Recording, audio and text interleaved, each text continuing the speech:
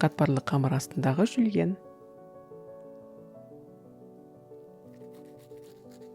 Өсімдік майында шампиньондарды ылғалдығы толық кеткенше қуырамыз.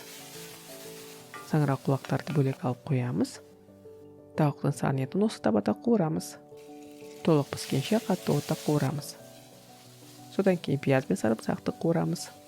Саңырауқұлақтарды қайта салып, сары май қосып, барлығын біріктіреміз. Он қосып, бәрін бірге қуырамыз. Содан соң жылы кілегейді құйып, араластырамыз.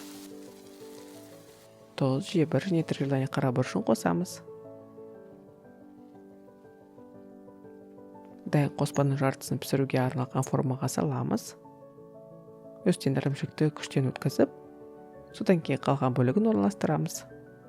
Ашытқысыз қатпарлы қамырмен жауып, шеттерін шаңғышымен бекітеміз. Жұмыртқа сарысын жағып, бетін аздап кесіп қоямыз. Әдемі түске дейін қызғарғанша 200 градуста 20-25 минут пісіреміз. Жульен дайын, дастарханға ұсынуға болады.